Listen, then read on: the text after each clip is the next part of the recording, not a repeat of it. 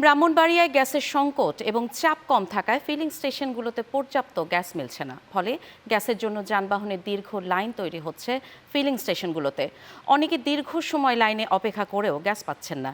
এতে করে ভোগান্তি বাড়ছে যানবাহন চালকদের, পাশাপাশি আয় কমেছে তাদের। ব্রাহ্মণবাড়িয়া থেকে মোহাম্মদ আব্দুল আল মামুনের তথ্য ও চিত্রে ডেস্ক রিপোর্ট।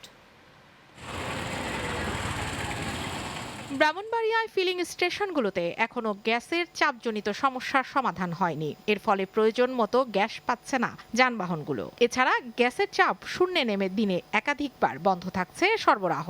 ব্রাহ্মণবাড়িয়ার 5টি ফিলিং স্টেশনে প্রতিদিন 50,000 ঘনমিটার গ্যাস সরবরাহ হচ্ছে, যদিও গ্যাসের চাহিদা প্রায় দ্বিগুণ। এছাড়া চাপ কমে যাওয়ার কারণে দিনে কয়েকবার করে মেশিন বন্ধ রাখতে হচ্ছে ফিলিং স্টেশন কর্তৃপক্ষকে। এতে করে গ্যাসের জন্য হাহাকার বাড়ছে।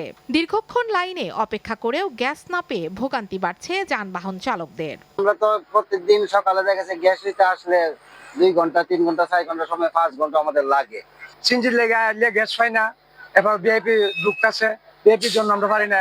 ভিআইপি ঢুকলে 50 টাকা, ইয়ান্ত লাগে 50 টাকা 100 টাকা। গ্যাসের এই চাপে দীর্ঘদিন ধরেই ভুক্তভোগী, আমাদের পর্যাপ্ত চাপ থাকে না।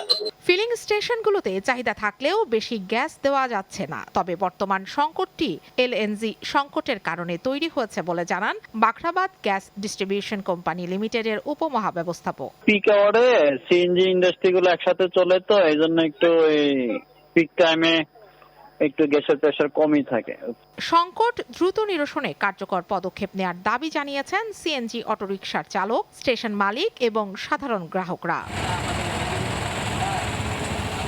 Channel 9 news desk.